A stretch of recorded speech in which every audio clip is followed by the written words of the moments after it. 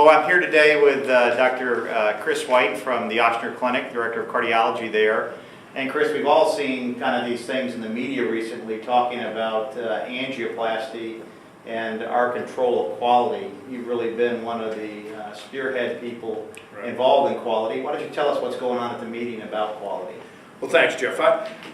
To your point, I think it's important that the society really take a stand about quality in the Cath lab specifically, and that it's high time that we became visible as owning quality and driving our own quality metrics, and so that at the end of a period of time, we can actually say to the American people, to our patients, when they ask, what are you doing about quality, we will actually have metrics to show a measurement that says this is the number of quality programs we've done, this is what their outcomes have been. So that's the purpose behind the Quality Improvement Toolkit, the QIT kit that we're launching at this meeting. There'll be three elements of this. Tomorrow morning at the session, Charlie Chambers will host a session of didactic quality lectures, which are going to be very interesting and very well, I think, placed.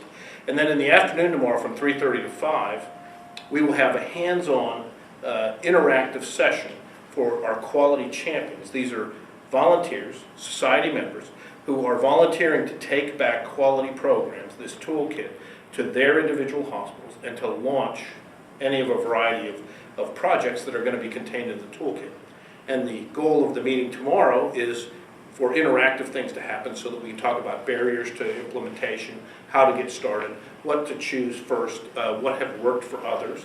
And then we've got some case scenarios that we can work through about how quality and quality measurement will play out in individual hospitals. So you're looking really to recruit some champions to take this back to their own cath lab. Who would you say you want? Do you want senior level people? Do you want people kind of in mid-career? Who are you looking for to carry this staff with you? That's a great question, and I think the answer is you want people with a little bit of fire in their belly. This is not a job that people will do very well at if they're made to do it. This is a job that we really want people who want to do this.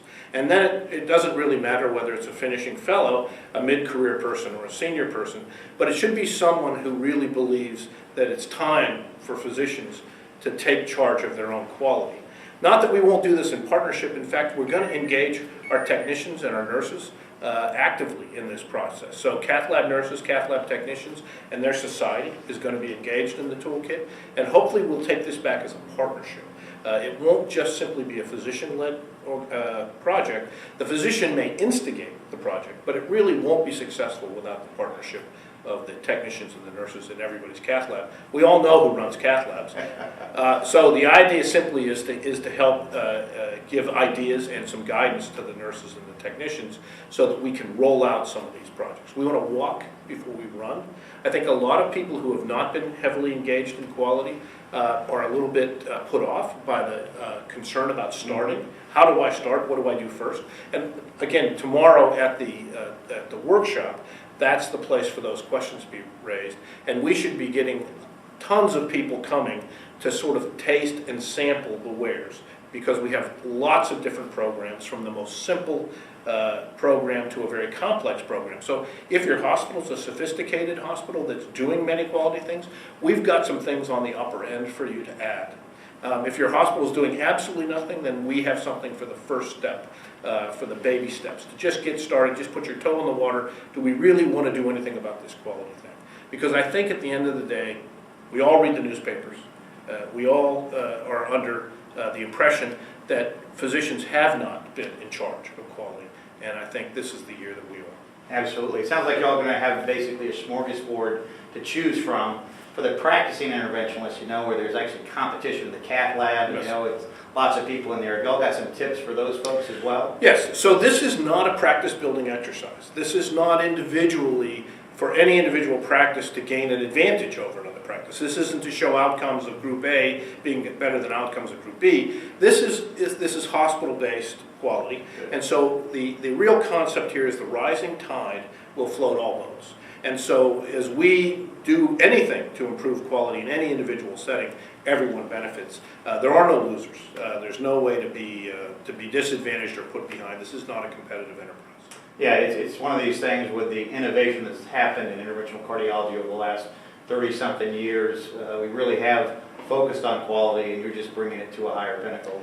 I think we don't get enough credit for the quality that we've done. We really have worked hard. I think our specialty has worked hard.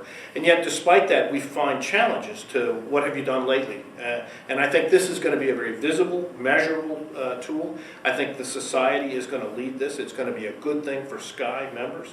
It makes me proud to be part of SCAI, to be part of this group. And we're going to make it easy. It really will be easy for the volunteers, the champions, who want to be seen in their local communities as people who are leading quality.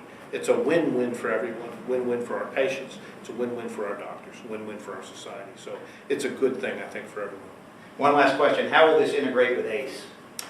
So it's not intended in any way to integrate with ACE. ACE is a completely separate organization. The Accreditation Society for the Cardiovascular Excellence Group is completely independent of this process.